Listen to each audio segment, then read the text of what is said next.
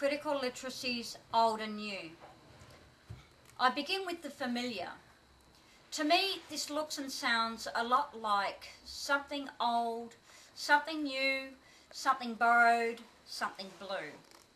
Okay, not blue. Critical literacies looks at old ways of the 20th century literacy practices and how they fit into the new dialogue of the new 21st century literacy practices. And something borrowed?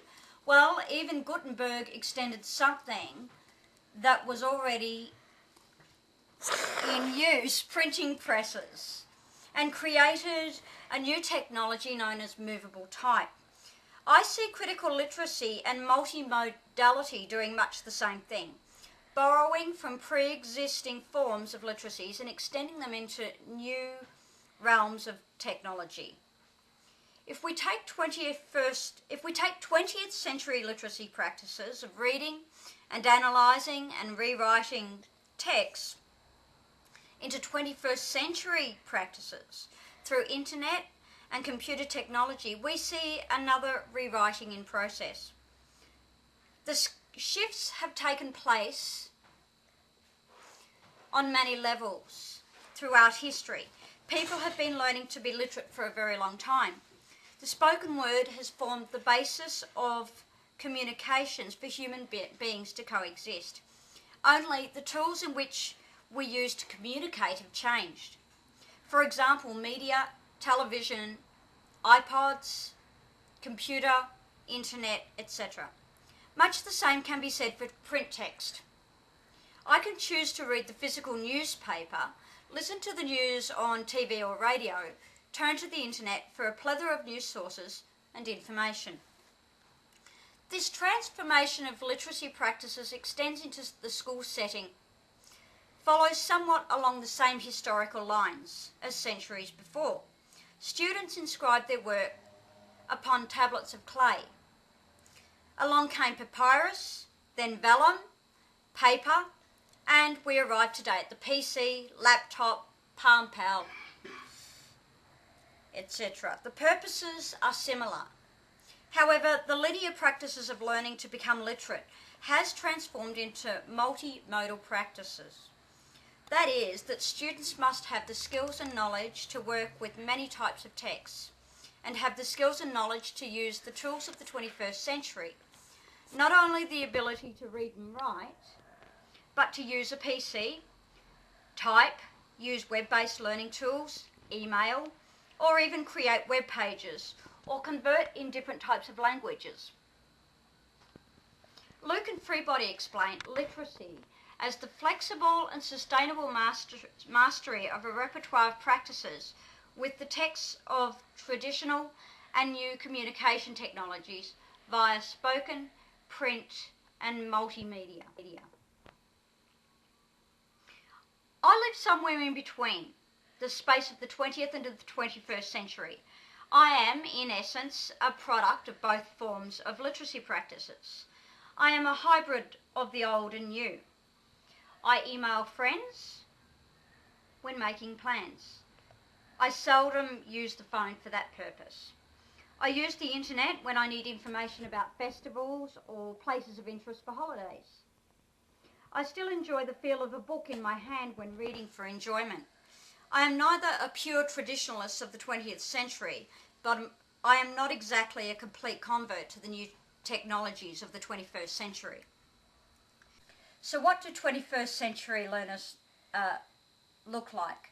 The 21st century literate person's mantra goes something like this: I am a flexible, multimodal text user and a master of a repertoire of practices.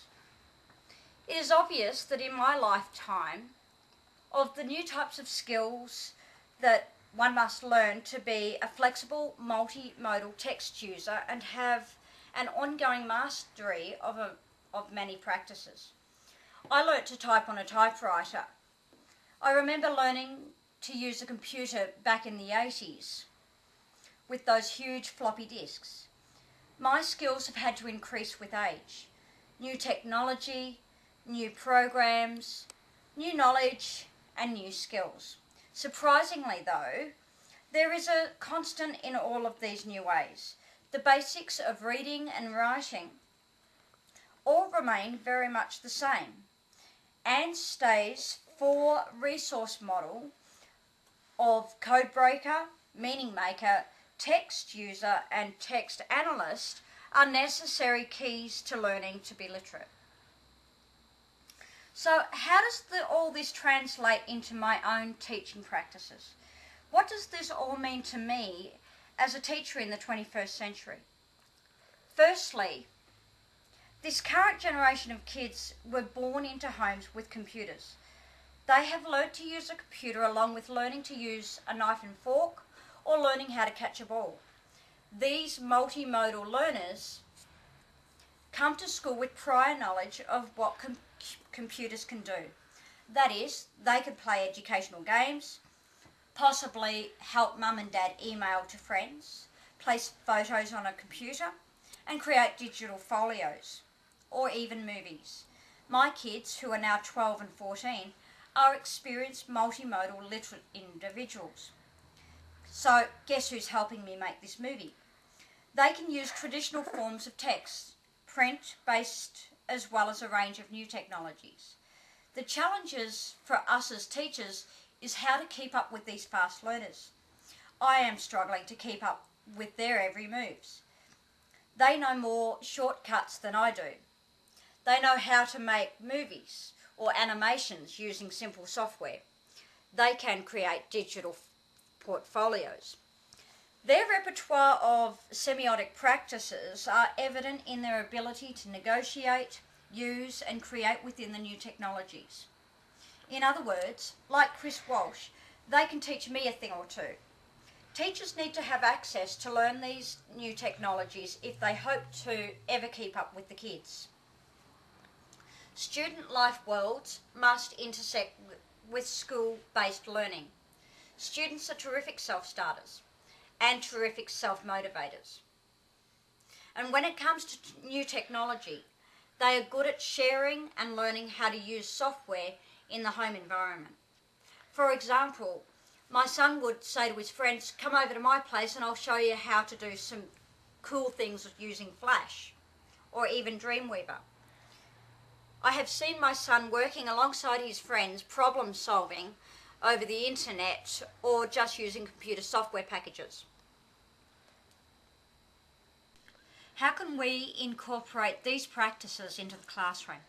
Chris Walsh's example of allowing his students to use skills learnt from home to incorporate them into their humanities lessons to create web-based information boards make learning far more interactive for his students.